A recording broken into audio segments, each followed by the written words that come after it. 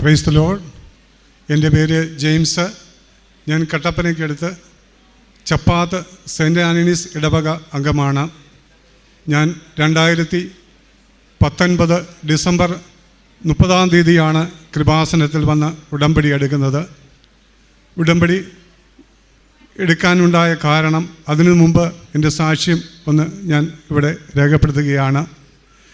ഞാൻ ഒരു കോൺട്രാക്ടർ വർക്കാണ്, അതായത് വീടുകൾ പണിത് കൊടുക്കുന്ന ജോലിയാണ്. ഏതാണ്ട് 40-45 ജോലിക്കാർ എനിക്കുണ്ടായിരുന്നു. ഏതാണ്ട് ഒരു 3 വർഷമായിട്ട് ഞാൻ വളരെ സാമ്പത്തികമായി വലിയ പ്രതിസന്ധിയിലായിരുന്നു. കാരണം ഈ ചെയ്യുന്ന വർക്കിന് പൂർണ്ണമായ പൈസ നമുക്ക് കിട്ടാതെ എന്നതിൻ്റെ ഫലമായിട്ട് ഞാൻ കൊടുക്കാനുള്ള സ്ഥലത്ത് ഞാൻ കൃത്യമായി കൊടുത്തില്ലെങ്കിൽ അവരെന്നെ വളരെയേറെ വിഷമിപ്പിക്കും. എങ്കിലും ജോലിക്കാർക്കും മെറ്റീരിയൽ എടുക്കുന്ന സ്ഥലത്തെല്ലാം പൈസ കൊടുക്കണമായിരുന്നു. അവസാനം മെറ്റീരിയൽ കടയിൽ ഒത്തിരി പൈസ കടമായി. അപ്പം അങ്ങനെ ഇരിക്കുമ്പോഴാണ് എനിക്ക് എൻ്റെ വീടെന്ന് പറഞ്ഞാൽ, ഒരു കോൺട്രാക്ടറുടെ വീടെന്ന് പറഞ്ഞാൽ തീർത്തും വാസയോഗ്യമാണെന്ന് പറയാൻ പറ്റത്തില്ല. ഷീറ്റിട്ട വീട്, 2 മുറി, ഒരു ഹാള്, ഒരു അടുക്കള. ഞങ്ങൾക്ക് എല്ലാവർക്കും കൂടെ താമസിക്കുവാനായിട്ട് വളരെ അസൗകര്യമുള്ള വീടായിരുന്നു. എങ്കിലും മോനൊരു കല്യാണാലോചന വന്നു. അപ്പോൾ ഞാൻ പറഞ്ഞു, നമുക്ക് വീട് പുതുക്കി പണിതതിന് ശേഷം നമുക്ക് വിവാഹം നടത്താമെന്ന് പറഞ്ഞ് വിവാഹം ഉറപ്പിച്ചു വെച്ചു. പക്ഷേ എങ്കിൽ ആ ഇടയ്ക്കാണ് വീട് പൊളിച്ചു പണിയാമെന്ന് തീരുമാനിച്ചപ്പോൾ, മെയിൻ്റനൻസ് ചെയ്യാമെന്ന് തീരുമാനിച്ചപ്പോൾ അതിനുവേണ്ടി ഞാൻ ലോൺ എടുത്തിട്ടുണ്ടായിരുന്നു. ആ പൈസ ഈ മെറ്റീരിയൽ എടുക്കേണ്ട കടയിൽ അവർ എന്നെ നിർബന്ധിച്ചതുകൊണ്ട് ഞാൻ വീട്ടിൽ പറഞ്ഞ്, ഞാൻ പൈസ ഞാൻ സെക്യൂരിറ്റിയായിട്ട് ഡിപ്പോസിറ്റ് ആയിട്ട് കൊടുക്കുകയാണ്. നമ്മുടെ വീടിൻ്റെ പണി ആരംഭിക്കുമ്പോഴും നമുക്ക് പൈസ വാങ്ങാം എന്നുള്ളൊരു ഉറപ്പിൻ്റെ പുറത്ത് ജീവിത പങ്കാളിയെയും മക്കളോടും പറഞ്ഞ് ഞാൻ പൈസ അവിടെ ഏൽപ്പിക്കുകയാണ് ചെയ്തത്. അങ്ങനെ ഇരിക്കുമ്പോഴാണ് 2018 പ്രളയം വന്നപ്പോൾ എൻ്റെ വീട് തകർന്നു. അപ്പോൾ നമുക്ക് അവിടെ താമസിക്കാൻ പറ്റാത്ത അവസ്ഥയായി. വീണ്ടും ഞങ്ങൾ വാടക വീടിനെ ആശ്രയിച്ചു. വാടക വീട്ടിൽ ആശ്രയിച്ച് ജീവിക്കുമ്പോൾ ഞാൻ തീർത്തും കടുത്ത സാമ്പത്തിക പ്രതിസന്ധിയിലാണ്. അപ്പോൾ ഞാൻ ഓർത്തു, ഇനി ജീവിതം മുമ്പോട്ട് കൊണ്ടുപോയിട്ട്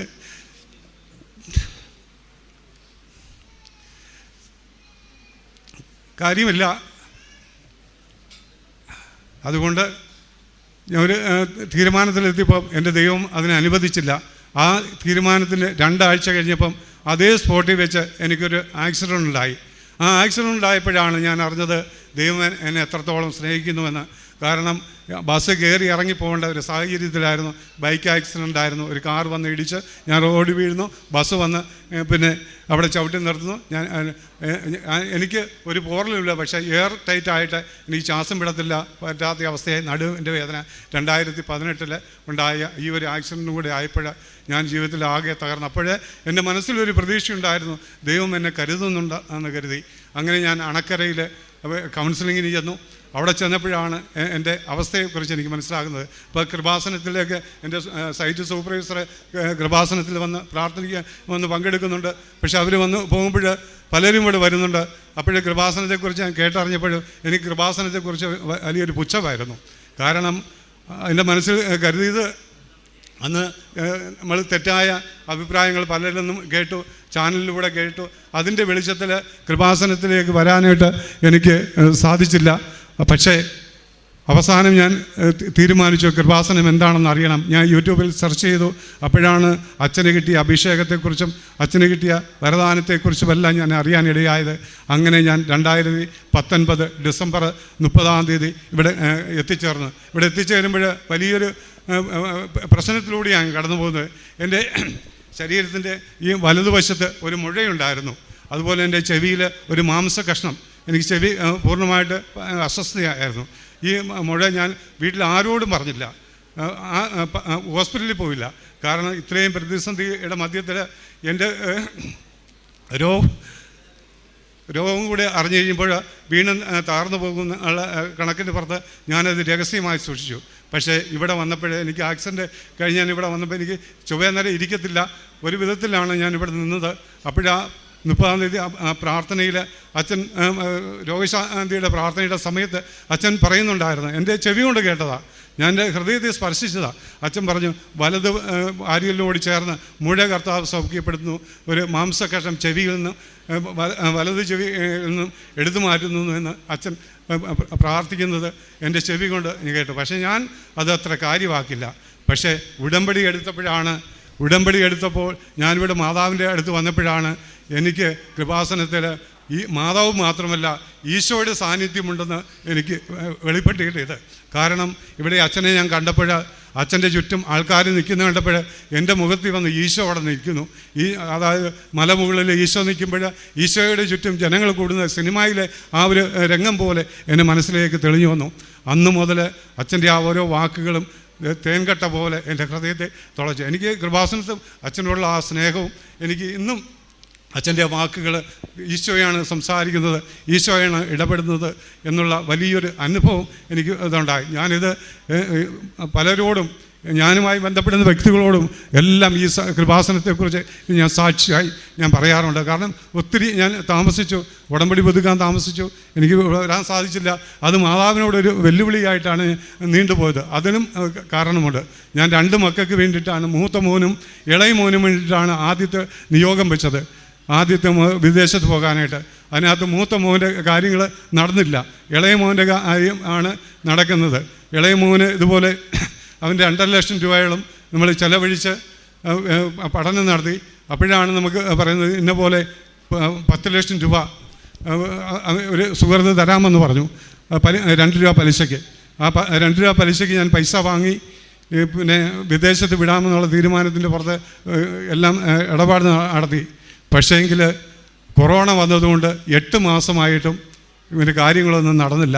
അവസാനം തരാമെന്ന് പറഞ്ഞ വ്യക്തി, പൈസ തരാമെന്ന് പറഞ്ഞ വ്യക്തി പറഞ്ഞു, ഇനി ഞങ്ങൾക്ക് വെയിറ്റ് ചെയ്യാൻ പറ്റത്തില്ല, അതുകൊണ്ട് നിങ്ങളത് വാങ്ങിക്കണമെന്ന് പറഞ്ഞു. പക്ഷേ 2% പലിശ, 20,000 രൂപ മാസം പലിശ കൊടുക്കണമല്ലോ എന്ന് ഓർത്തുകൊണ്ട് ഞാനത് പെൻഡിങ് വെച്ചു. എന്നോട് ചോദിച്ചു എങ്ങനെ കൊടുക്കാനാണ്, അതുകൊണ്ട് ഞാനത് വേണ്ടാന്ന് വെച്ചു. പക്ഷേങ്കിൽ 2 ആഴ്ച കഴിഞ്ഞപ്പോഴത്തേനും അവിടുന്ന് പിന്നെ ഏജൻസിയിൽ നിന്ന് വിളിച്ചു, നിങ്ങൾ അടുത്ത ദിവസം തന്നെ നിങ്ങൾ പൈസ അടച്ച് നിങ്ങൾ ചെറുക്കൻ അവിടെ വരണമെന്ന് പറഞ്ഞു. അപ്പോൾ എനിക്ക് വേറെ ഒന്നും പറയാനില്ല. ഞാൻ മാതാവിനോട് നിലവിളിച്ചു, ഉടമ്പടി പത്രികയിൽ കണ്ണുനീരൊഴുക്കി ദേവാലയത്തിൽ ചെന്ന് പ്രാർത്ഥിച്ചു. അപ്പോഴാണ് പിറ്റേ ദിവസം മോള് വിളിക്കുകയാണ്. മോള് വിളിച്ചിട്ട് പറഞ്ഞു, പപ്പ വിഷമിക്കേണ്ട, എൻ്റെ ഒരു സുഹൃത്ത് 10 ലക്ഷം രൂപ തരാമെന്ന് പറഞ്ഞിട്ടുണ്ട്, അതായത് ഇപ്പോൾ പലിശയോ ഒന്നും കൊടുക്കണ്ട, ചെന്നിട്ട് ജോലി ചെയ്ത് പൈസ കൊടുത്താൽ മതി എന്ന് പറയും. അത് മാതാവിൻ്റെ വലിയൊരു അനുഗ്രഹമായിരുന്നു. കാരണം 2 ആഴ്ചയ്ക്ക് ശേഷം ഞാനത് വാങ്ങിയിരുന്നെങ്കിൽ പലിശ കൊടുക്കേണ്ടി വന്നതിന്. ഇത് പലിശ ഇല്ലാതെ എൻ്റെ ഒരു സുഹൃത്ത് നമുക്ക് ഇത്രയും പൈസ തന്ന് സഹായിച്ചു. അങ്ങനെ മോന് വിദേശത്ത് പോകാൻ സാധിച്ചു. അതിനുശേഷം ജീവിതത്തിൽ ഒത്തിരി അനുഗ്രഹങ്ങളാണ്. അതായത് ഉടമ്പടി തൈലം, ഞാൻ ഉടമ്പടി എടുത്ത് ഞാൻ പറഞ്ഞല്ലോ, ഈ 60 ദിവസം കഴിഞ്ഞപ്പോൾ എനിക്ക് ഈ സൈഡിൽ വേദന കലശലായി. അപ്പോഴേ ഞാൻ ഓർത്ത് എന്താ ഭയങ്കരമായിട്ട് വേദന, ഇനി എന്ത് ചെയ്യാം, നമുക്ക് ഡോക്ടറെ പോയി കാണാമെന്ന് പറഞ്ഞ് ഞാൻ ബൈക്കെടുത്ത് ഡോക്ടറെ ചെന്ന് കണ്ടു. ഡോക്ടർ ഒരു സിറപ്പിന് മാത്രം, ഗ്യാസിന് ഒരു സിറപ്പിന് മാത്രം കുറിച്ച് തന്നു. ഞാനത് വന്ന് 1 ഡോസേ കുടിച്ചുള്ളൂ. പക്ഷേ എങ്കിൽ എൻ്റെ അമ്മ മാതാവ് അത് പൂർണ്ണമാക്കി സൗഖ്യപ്പെടുത്തി തന്നു. അതുപോലെ തന്നെ 90 ദിവസം കഴിഞ്ഞപ്പോൾ എൻ്റെ ചെവിയിലെ ആ മാംസ കഷ്ണം അഴുകി ഇല്ലാതെയായി.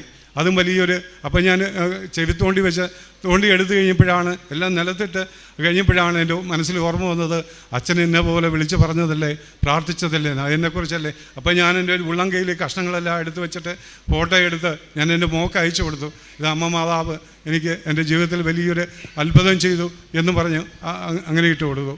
അങ്ങനെ അതുപോലെ തന്നെ ഉടമ്പടി തൈലത്തിലൂടെ, അതായത് എനിക്ക് 10-20 വർഷമായിട്ട് പൈൽസിൻ്റെ രോഗം ഉണ്ടായിരുന്നു.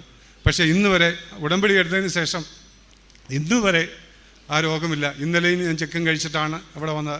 അല്ല, എനിക്ക് ചിക്കനോ ഉണക്കമീനോ അങ്ങനെ ഒരു ഭക്ഷണവും കഴിക്കാൻ പറ്റാത്ത അവസ്ഥയാണ്. കഴിച്ചു കഴിഞ്ഞിരുന്നെങ്കിൽ ഒത്തിരി വിഷയങ്ങളുണ്ടാകുമായിരുന്നു. പക്ഷേ ഇതിൽ നിന്നെല്ലാം പൂർണ്ണമായ സൗഖ്യം എൻ്റെ അമ്മ മാതാവ് ഈശോയിലൂടെ എനിക്ക് വാങ്ങിത്തന്നു. എൻ്റെ അമ്മ മാതാവിന് നന്ദി പറയുകയാണ്. അതുപോലെ തന്നെ ഒത്തിരി അനുഭവങ്ങളുണ്ട്. എൻ്റെ മോക്ക് ഇതുപോലെ ചുണ്ടിൽ ഒരു വെള്ളപ്പാടുണ്ടായിരുന്നു. അപ്പം അത് അടുത്ത ദിവസം കണ്ടപ്പോൾ എൻ്റെ മോള് വിളിച്ചിട്ട് പറഞ്ഞു, പപ്പ ഇന്നപോലെ എൻ്റെ ചുണ്ടിൽ ഒരു ചെറിയൊരു വെളുത്ത പാട് കാണുന്നു, മറ്റുള്ളവരെ എന്നെ പരിഹസിക്കുന്നു എന്ന് പറഞ്ഞു. ഞാനത് അമ്മ മാതാവിനോട് ഏറ്റു പറഞ്ഞു. കാരണം ഞാൻ ഏറ്റവും കൂടുതൽ സ്നേഹിക്കുന്ന എൻ്റെ മോള് കണ്ണുനീര് വരുമ്പോൾ എനിക്ക് സഹിക്കാൻ പറ്റത്തില്ല. ഞാൻ മാതാവിനോട് പറഞ്ഞു, മാതാവേ, എൻ്റെ മോടെ ചുണ്ടായിട്ട് ഞാൻ കണ്ടുകൊണ്ട് എൻ്റെ ചുണ്ടിൽ ഞാൻ ഉടമ്പടി തൈലം പൂശി. 2 ആഴ്ച കഴിഞ്ഞപ്പം അത് കാണാനില്ല.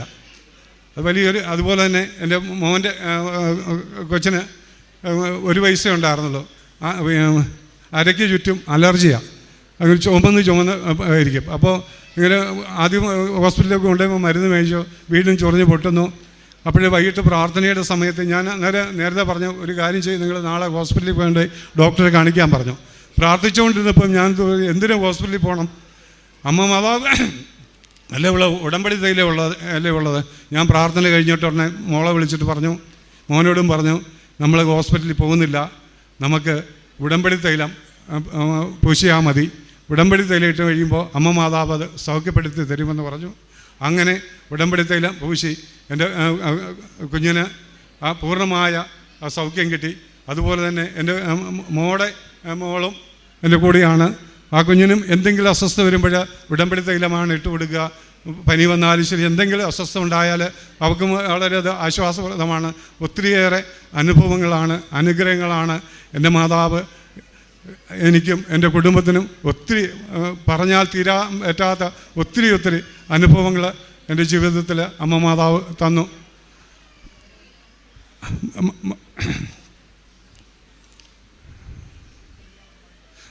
മോൻ്റെ കല്യാണം അത് വലിയൊരു മിറക്കാണെന്ന് വേണം എനിക്ക് പറയാനായിട്ട്. ഇളയ മോനാണ്, വിദേശത്താണ്, അവന് 29 വയസ്സായി. അപ്പം ഞാൻ ഞങ്ങളുടെ പെരുന്നാളിൻ്റെ സമയത്ത് ഞാൻ പള്ളിയിലിരിക്കുമ്പോൾ അവൻ്റെ കൂടെ ഉണ്ടായിരുന്ന കൂട്ടുകാരെല്ലാം കപ്പിൾസായിട്ട് അവിടെ വന്ന് അവർ പ്രസിഡന്റിയായിട്ട് ഇരിക്കുകയാണ്. ഞാൻ പുറകെ നിന്ന് നോക്കി, മോന് ഈ വർഷം 29 വയസ്സാകും. ഞാൻ അന്നേരം അമ്മ മാതാവിനോട് പറഞ്ഞു, മാതാവേ, അന്തോനീസേ, അടുത്ത തിരുനാളിന് എൻ്റെ മക്കളെ 2 പേരെയും പ്രസിഡന്റിയാക്കുവാനായിട്ട് അമ്മ മാതാവ് സഹായിക്കണം, അന്തോനീസെ സഹായിക്കണം എന്ന് ഞാൻ പ്രാർത്ഥിച്ചു. അങ്ങനെ മാട്രിമോണിയിൽ പേര് കൊടുത്തു. അത് ഒത്തിരി ഞങ്ങൾ നോക്കി, ഒന്നും നടന്നില്ല. അവസാനം അങ്കമാലിയിൽ നിന്നും ഒരു പ്രപ്പോസൽ വന്നു. ഞാൻ അവിടെ പോകാനായിട്ട് ഞങ്ങളെല്ലാവരും കൂടെ വീട്ടിൽ നിന്ന്, ഞങ്ങളുടെ വീട്ടുകാർ മാത്രം, ഞാനും എൻ്റെ മോനും ഭാര്യയും മരുമോനും മാത്രം ഞങ്ങൾ അവിടെ നിന്ന് പോയി. ഇവിടെ പോകാൻ നേരത്ത് ഞാൻ ജപമാല എടുത്ത് അവിടം വരെ ആരോടും സംസാരിക്കുന്നില്ല. സാധാരണ ഞാൻ വണ്ടിയെ കയറിയിരുന്ന ഉറങ്ങിപ്പോകുന്ന പതിവുണ്ടായിരുന്നു. പക്ഷേങ്കിൽ ഞാൻ ജപമാലയും പിടിച്ച് ഞാൻ ജപമാലയും ചൊല്ലി ഞാൻ അമ്മ മാതാവിനോട് പറഞ്ഞു, അമ്മേ, നീ കരുതുന്നുവെങ്കിൽ എനിക്കൊരു അടയാളം എനിക്ക് വേണമെന്ന് ഞാൻ പറഞ്ഞു. എൻ്റെ മോന് വേണ്ടിയിട്ട് നീ കരുതുന്നുവെങ്കിൽ എനിക്കൊരു അടയാളം വേണമെന്ന് പറഞ്ഞു. ഞാൻ ജപമാല ചൊല്ലി അവിടം വരെ 250 ജപമാല ചൊല്ലി ഞാൻ ആ വീട്ടിലെത്തി. അവിടെ ചെന്ന് കഴിഞ്ഞപ്പോഴേക്കും എനിക്ക് മുല്ലപ്പൂവിൻ്റെ സുഗന്ധം അനുഭവപ്പെട്ടു. അവിടെ ചെന്ന് എൻ്റെ കണ്ണുകളെല്ലാം പരുതി. അപ്പോൾ ആ രൂപക്കൊണ്ടിൻ്റെ അവിടുത്തെ ഒരു ചെറിയൊരു ഫോട്ടോ, അമ്മ മാതാവിൻ്റെ കൃപാസന മാതാവിൻ്റെ ഫോട്ടോ അവിടെ കാണാൻ സാധിച്ചു. ഞാൻ തിരിച്ചിറങ്ങി വന്നപ്പം കൂടെയുള്ളവരോട് ചോദിച്ചു, നിങ്ങൾ അമ്മ മാതാവിനെ കണ്ടോ എന്ന് ചോദിച്ചു. അവർ പറഞ്ഞില്ല എന്ന് പറഞ്ഞു. ഞാൻ പറഞ്ഞു, നിങ്ങൾക്ക് ഒരു മുല്ലപ്പൂവിൻ്റെ സുഗന്ധം അനുഭവപ്പെട്ടോ എന്ന് ചോദിച്ചു. അവർ പറഞ്ഞില്ല എന്ന് പറഞ്ഞു. പക്ഷേ എങ്കിൽ ഞാൻ പ്രാർത്ഥിച്ച് തിരിച്ചു വന്നു. അവർ പറഞ്ഞു, ഞങ്ങൾ അടുത്ത ദിവസം ഞങ്ങൾ അങ്ങോട്ട് വന്നേക്കാമെന്ന് പറഞ്ഞു. ഇവർ പറഞ്ഞതുപോലെ 2-3 ദിവസം കഴിഞ്ഞപ്പോൾ നമ്മുടെ വീട്ടിലേക്ക് ഇടുക്കിയിലേക്ക് വന്നു കഴിഞ്ഞപ്പോഴത്തേനും ഈ അപ്പനും അവർ പറഞ്ഞുകൊണ്ട് വണ്ടിയിൽ നിന്ന് റോഡിലോട്ട് ഇറങ്ങുന്നത് ഇങ്ങനെയാണ് പറഞ്ഞത്, ഇത് വളരെ മോശമാണ്, വഴി വളരെ മോശമാണ്, ഭയങ്കര ദൂരമാണ്, ആദ്യമായിട്ടാണ് ഞങ്ങൾ ഇത്രയും ദൂരം യാത്ര ചെയ്യുന്നതെന്ന് പറഞ്ഞു. പക്ഷേങ്കിൽ യാത്ര ചെയ്യുന്നതെന്ന് പറഞ്ഞു. അപ്പോൾ അവർ മുഖത്ത് ആകെ ക്ഷീണിച്ച് ഛർദ്ദിച്ച് അവശതയായിട്ടായിരുന്നത്. അപ്പം ഞാൻ ഓർത്ത് ഇത് നടക്കത്തില്ലായിരിക്കും എന്നുള്ള കണക്കൂട്ടിൽ ഞാനിരുന്നു. പക്ഷേ അവർ റോഡിൽ നിന്ന് വീട്ടിലോട്ട് കയറി, മുറ്റത്തുനിന്ന് കയറി മുറിക്കകത്തോട്ട് കയറി കഴിഞ്ഞപ്പോൾ ഇവരാകെ ഓക്കെ ആയി, എല്ലാം ഫ്രഷായി. അത് കഴിഞ്ഞ് ഇവർ ധൃതിയായിരുന്നു. ഇവർ പറഞ്ഞൊക്കെ സമയം പോയി, ഞങ്ങൾ ഉടനെ തിരിച്ചു പോവുകയാണ് എന്ന് പറഞ്ഞ് അവർ പോയി. ഞാനും ജപമാല ഉണ്ടായിരുന്നു, ഞങ്ങൾ ജപമാലയ്ക്കും പോയി. അവർ പോയ വഴി ഞാൻ വേറെ റൂട്ടാണ് പറഞ്ഞു കൊടുത്തത്. ആ വഴി അവർ പോയി. അവർ ഇടയ്ക്ക് എന്നെ വിളിച്ചപ്പോൾ ഞാൻ ഫോൺ എടുക്കാൻ പറ്റില്ല, ഞാൻ സൈലൻ്റ് ഇട്ടിരിക്കായിരുന്നു, ഞാൻ ജപമാലയ്ക്ക് പോയതുകൊണ്ട്. അപ്പോൾ എന്നോട് പിന്നെ ഞാൻ തിരിച്ചങ്ങോട്ട് വിളിച്ചപ്പോൾ അവർ എന്നോട് പറഞ്ഞ്, പെണ്ണിൻ്റെ പപ്പ പറഞ്ഞത്, ഞങ്ങൾ വന്നു, കുഴപ്പമൊന്നുമില്ല, ഞങ്ങൾ തിരിച്ചു വന്ന വഴി ഞങ്ങൾക്ക് ഓക്കെയാണ്, കുഴപ്പമൊന്നുമില്ല എന്ന് പറഞ്ഞു. അപ്പോൾ ഞാൻ പറഞ്ഞു, അങ്ങനെയാണെങ്കിൽ ഒരു കാര്യം ചെയ്യാം, അപ്പോൾ എന്നോട് പറഞ്ഞു നിങ്ങൾ എന്നാ അങ്ങോട്ട് വരുന്നതെന്ന് അതനുസരിച്ച് പോരാൻ പറഞ്ഞു. അപ്പോൾ ഞാൻ മോനോട് പറഞ്ഞു ഇന്ന പോലെ അവർ വന്ന് നോക്കിയിട്ടുണ്ട്. അപ്പോൾ എന്നോട് മോൻ പറഞ്ഞു പപ്പ നമ്മുടെ സിറ്റുവേഷനും കാര്യങ്ങൾ ഹൈ റേഞ്ചാണ്, നമ്മുടെ ഫാമിലി ബാക്ക്ഗ്രൗണ്ടും എല്ലാം പപ്പ പറഞ്ഞിരുന്നു എന്ന് ചോദിച്ചു. ഞാൻ പറഞ്ഞു ഇല്ല പറഞ്ഞില്ല, അത് അവിടെ ചെന്നിട്ട് പറയാമല്ലോ എന്ന് പറഞ്ഞു. ഉടനെ മോൻ പറഞ്ഞ് ഇല്ല അത് പറ്റത്തില്ല പപ്പ, നമുക്ക് ഇപ്പം തന്നെ പറഞ്ഞിട്ട് കാര്യങ്ങൾ മുമ്പോട്ട് പോയാൽ മതിയെന്ന് പറഞ്ഞു. ഞാൻ ആ രീതിയിൽ അദ്ദേഹത്തെ വിളിച്ചപ്പോൾ ഞാൻ പറഞ്ഞ് എനിക്ക് കുറച്ച് കാര്യങ്ങൾ സംസാരിക്കാനുണ്ട് എന്ന് പറഞ്ഞു. നേരെ അദ്ദേഹം മോടെ പപ്പ പറഞ്ഞത് ഇങ്ങനെയാണ്, ഞങ്ങൾ അവിടെ വന്നത് ഒരു തീരുമാനമെടുത്തിട്ടാണ് ഞങ്ങൾ റോഡിൽ ഇറങ്ങിയത്. ഞാൻ വണ്ടിയിൽ നിന്ന് ഇറങ്ങിയപ്പം കൂടെ വന്നവരോട് ഞാൻ ഇങ്ങനെ ഒരു ഡയലോഗ് പറഞ്ഞായിരുന്നു, ഇത് ലാസ്റ്റ് വരവാണ്, ഇനിയൊരു വരവ് ഇവിടെ ഉണ്ടാകത്തില്ല. അപ്പം ഞങ്ങൾ റോഡിൽ വെച്ച് തീരുമാനമെടുത്തതാണ് ഇത് വേണ്ടാന്ന്. പക്ഷേങ്കിൽ ഞങ്ങൾ വീട്ടിലേക്ക് കാലെടുത്ത് വെച്ചപ്പോൾ ഞങ്ങളുടെ 8 പേരുടെയും മനസ്സ് ഒരുപോലെ മാറി. ഇത് എൻ്റെ മകൾക്ക് പറ്റിയ ഒരു അനുയോജ്യമായൊരു ബന്ധമാണ് എന്ന്. അത് പറയാനുള്ള കാരണം ഞാൻ ആ വീട് പണി നടത്തിയപ്പോൾ വളരെ തീക്ഷ്ണമായി ഇവിടെ കൊറോണയുടെ സമയത്ത് വീട്ടിലെ അൾത്താര എന്നുള്ള തിയറി വെച്ച് ഞാൻ പ്രാർത്ഥിക്കുമായിരുന്നു. അങ്ങനെ വീട് പണിത് വന്നപ്പോൾ ശരിക്കും ഒരു അൾത്താരയായിട്ട് മാറി. എൻ്റെ പ്രാർത്ഥനാമുറി കയറുന്ന ഭാഗം അൾത്താരയും ക്രൂശിതരൂപവും എല്ലാം കണ്ടു കഴിഞ്ഞാൽ ഒരു അൾത്താര പോലെ തന്നെ ദൈവികമായ വലിയൊരു ചൈതന്യം നിലനിൽക്കുന്ന കൃപാസന മാതാവിൻ്റെ വലിയൊരു ഫോട്ടോ, ആ വലിയൊരു സാന്നിധ്യം ആരെയും സന്തോഷിപ്പിക്കുന്ന ഒരു അനുഭവമായിരുന്നു. പക്ഷേ അവർക്ക് അവിടെ കയറിയപ്പോഴവർ പറഞ്ഞതാണ്, ഞങ്ങളൊരു കയറി വന്നത് ഒരു വീട്ടിലേക്കല്ല. ഞാൻ എൻ്റെ മോളോട് പറഞ്ഞത് ഇങ്ങനെയാണ്, എടീ നിന്നെ ഞാൻ വിടുന്നത് ഒരു വീട്ടിലേക്കല്ല, ഒരു ദേവാലയത്തിലേക്കാണ് നിന്നെ ഞാൻ വിടുന്നത്. അതുകൊണ്ട് എന്നോട് പറഞ്ഞ് ഞങ്ങൾക്ക് ഇനി ഒന്നും ആലോചിക്കാനില്ല, നിങ്ങൾ അങ്ങോട്ട് വന്നാൽ മതി. അതുപോലെ തന്നെ കല്യാണത്തിനാണ് അവർ എന്നോട് പറഞ്ഞ് ഇനി ഞാൻ കല്യാണത്തിന് മാത്രമേ ഇങ്ങോട്ട് വരുള്ളൂ, കല്യാണത്തിനേ ഞങ്ങളിനി അങ്ങോട്ട് വരുന്നുള്ളൂ. അങ്ങനെ ഞങ്ങൾ അങ്ങോട്ട് പോയി വാക്ക് ഉറപ്പിച്ചെങ്കിലും അവർ കല്യാണത്തിനാണ് പെണ്ണിനായിട്ട് നമ്മുടെ ഇടവക പള്ളിയിൽ വന്ന് കല്യാണം നടത്തിയത്. അത് തീർച്ചയായിട്ടും മാതാവിൻ്റെ വലിയൊരു അഭിഷേകം അനുഗ്രഹമാണ് വിവാഹം. അതുപോലെ തന്നെ ആ തിരുനാളിന് പ്രസിദ്ധേന്തിയായിട്ട് അവരെ 2 പേരെയും ഈ കഴിഞ്ഞ തിരുനാളിന് നിർത്തേണ്ടി വന്നു. അപ്പോൾ അതെല്ലാം അമ്മ മാതാവ് എനിക്കും എൻ്റെ കുടുംബത്തിനും ഞാനുമായി ബന്ധപ്പെടുന്ന വ്യക്തികളിലുമെല്ലാം ഒത്തിരിയേറെ അനുഗ്രഹങ്ങൾ വർഷിക്കുന്നുണ്ട്. ഒത്തിരി പേരോട് എനിക്ക് ക്ഷമിക്കാൻ പറ്റാത്ത അവസ്ഥയിലായിരുന്നു. ഈ സാമ്പത്തികമായി ഒത്തിരിയേറെ പൈസ എനിക്ക് കിട്ടാൻ്റെ വിളിച്ച് ക്ഷമിക്കാൻ പറ്റാത്ത അവസ്ഥയിലായിരുന്നു. അവരോടെല്ലാം ക്ഷമിക്കാനുള്ള ഒരു കൃപ കിട്ടിയതുകൊണ്ടാണ് അമ്മ മാതാവ് എന്നെ എത്രത്തോളം അനുഗ്രഹിച്ചതിന് അമ്മ മാതാവിനും ഈശോയ്ക്കും തിരുക്കുമാരനും ദൈവപിതാവിനും കോടാനുകോടി നന്ദി രേഖപ്പെടുത്തിക്കൊണ്ടുവന്നു.